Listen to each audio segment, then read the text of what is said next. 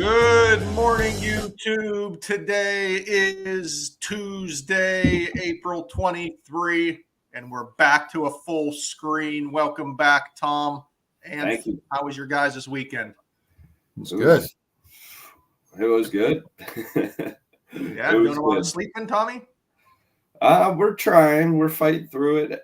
We have to feed every 2 hours, so mornings are a little bit groggy, to say the least. But we fight through. We make it through. Me and Natalie team up and make it happen. So, you guys taking turns?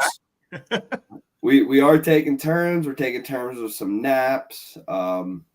Just trying to make it work. Figure it out. It's difficult, but no one ever tells you all the good things. So I like being a dad.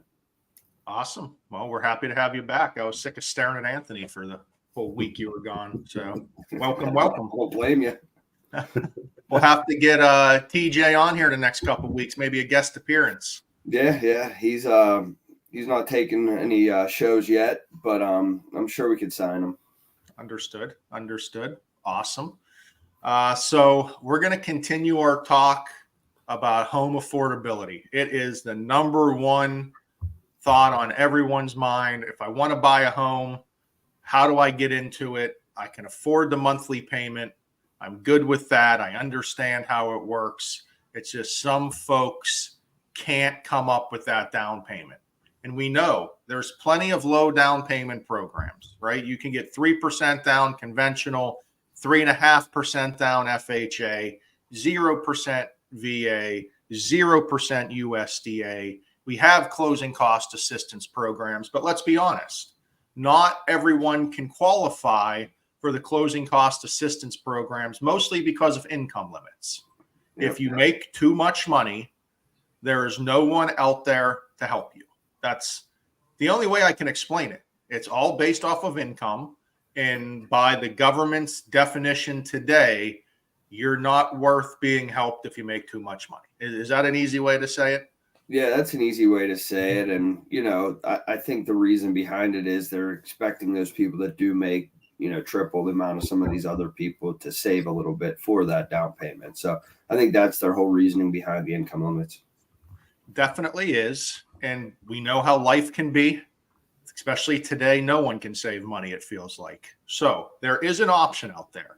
Now, this isn't an option for everyone. It shouldn't be your first option.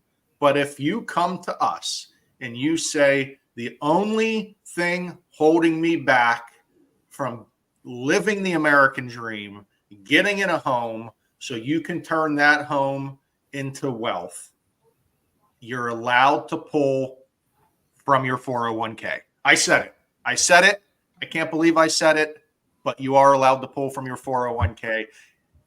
Many stipulations here, Anthony. Many stipulations.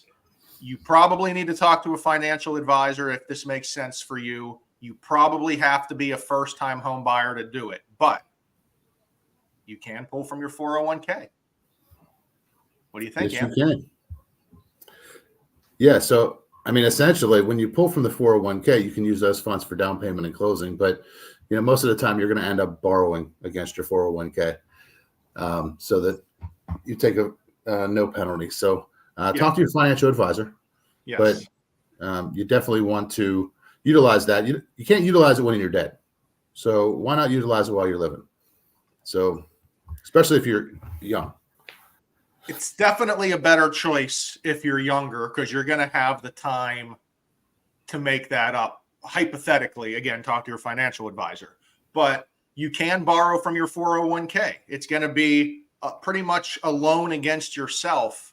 The good news for a borrower, if you do that, one, that doesn't count against your debt to income ratio. So it's not going to affect your qualification for the home, and it doesn't go on your credit score and in your credit report. So it's not like it's on your credit debt, but there's definitely going to be a little bit of interest you got to pay.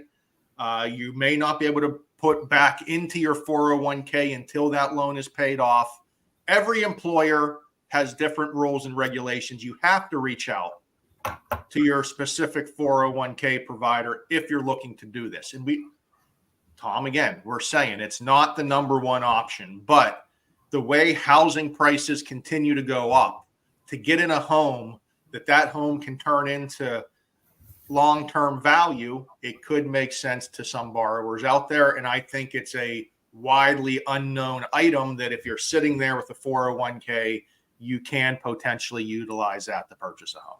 100%. I mean, this is an ultimate case-by-case basis. I mean, you really have to analyze how much you have in there, what you need to pull from it. What is your living situation looking like? I mean, you have to really put all the factors into play.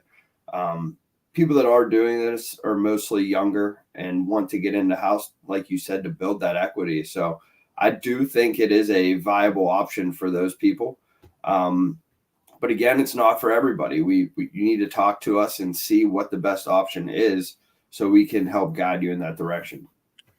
And that makes so much sense. Is when we are pre-approving a buyer, not only are we telling them how much they can qualify for, what their best program is, but we're trying to talk it through. How long do you plan on being in this house, right? The biggest question I get these days, hey, should I pay points to lower my interest rate? And my first question always is, how long do you plan on being in this home? Because if you're going to say, hey, I'm going to be here for 2 years, then probably not worth it to pay to lower your interest rate, because you're not going to make it to the break-even point. There's always a break-even point. We can always show that to you if it makes sense or not. So there's a lot of different options, but we have to talk through that. We have to figure out, is this a forever home? Is this a starter home? Is this just a stepping stone?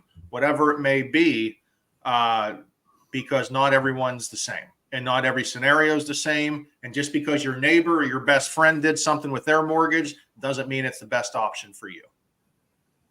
No, 100% right. Yeah. I mean, I really think it's person to person, loan type, seeing what is proper for them to get it done. That is the ultimate way. We need to look at it, see what's going on, and figure out what needs done. I mean, there are a lot of financial savvy folks in the world that understand a little bit, understand their finances, right? We keep hearing, oh my God, these commission changes are changing. We're going to have to increase purchase price to cover. There may not be a borrower that has any interest in raising their purchase price. They may be perfectly fine paying their cost out of pocket, because raising purchase price increases taxes, increases assessed value, increases a lot of things. Don't assume for your buyers. Just give them the options of what they can do and let the buyer decide on their own. If you start having preconceived notions of what that buyer wants, you're just going to shoot yourself in the foot, because you don't know. You have no idea what their scenario is. And if you say, hey, we're going to increase this purchase price, we're going to do this, they may say, why? I got it right here. Just like in COVID. Hey, the appraisal came 30,000 less than purchase price. You got to cover the difference, right? If you would have told me that before COVID, I'd say people were walking away from the deal. No one's going to do that. And guess what? Every day, folks picked up an appraisal gap during those COVID years to get into the house. So options are all we need to show buyers.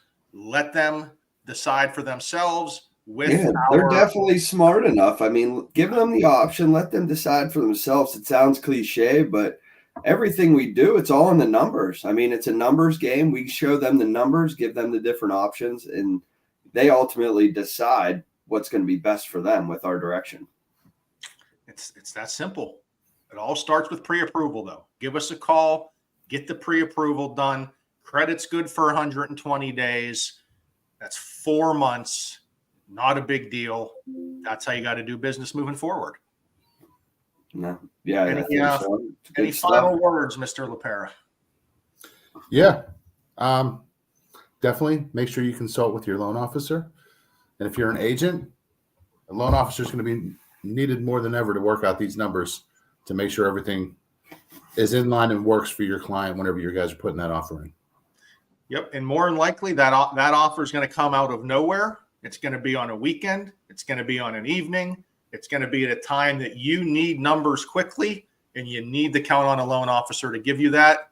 Because if you're sitting around for 24 hours waiting for something, that house is probably gone in that time frame. So we're here for you. Appreciate you, boys. Tommy, go take care of TJ. Will do. And do whatever you do with all your crazy kids. And I'm going to go pet my dog. I'll see you guys later. See ya.